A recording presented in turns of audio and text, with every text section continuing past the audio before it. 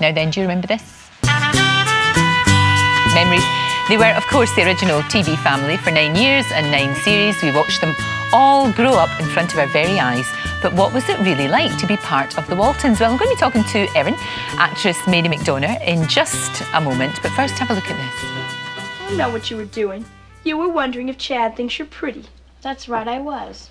Well, just remember, I saw him first. You did not. We both saw him at the same time. But it doesn't matter anyway. It does too matter. I saw you at supper last night making eyes at him. I was not. You were too. You were putting on all sorts of airs. I wasn't putting on airs. I just smiled. What's wrong with that? Well, remember, you're just a child. That's great stuff. Actress Mary McDonough, who of course played Erin in the Waltons, joins me now from LA.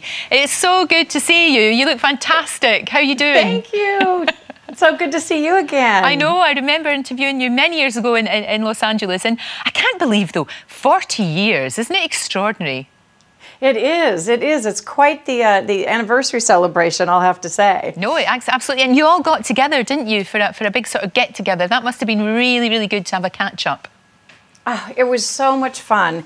We all see each other all the time anyway because we're very, very close and we celebrate together and in front of cameras. But our recent reunion was a lot of fun. I'll bet it was. And you've got this book that's out. I love the title of it. It's Lessons from the Mountain, What I Learned from Erin Walton. What do you think that you did learn from that experience? Because you did have to grow up in front of the whole world, not just the UK and America, of course, but globally.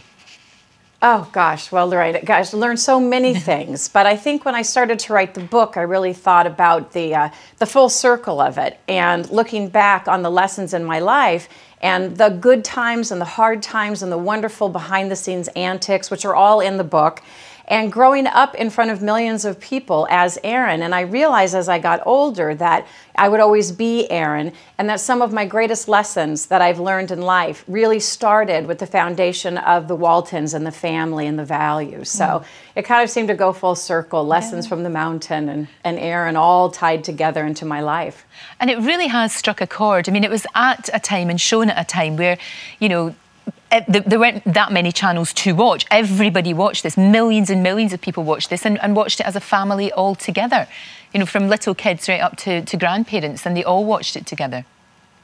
And they still are, which is the amazing things. You have grandparents who are really sharing it with their grandkids now, not just with their children. So there is a whole second generation watching the show.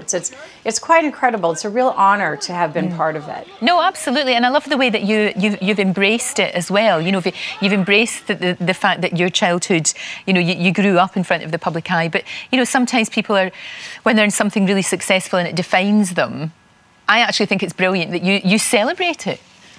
I do. I just look back at the show, and it's such an incredible show. I feel very lucky to have been part of it, and it brings me so many gifts in my life. And it taught me so many things. You know, I had a great McDonough family, and I also have this wonderful Walton family. And through all the difficult times in my life and all the good ones, both of them have been there for me. No, that's true, and it's a great way to look at it.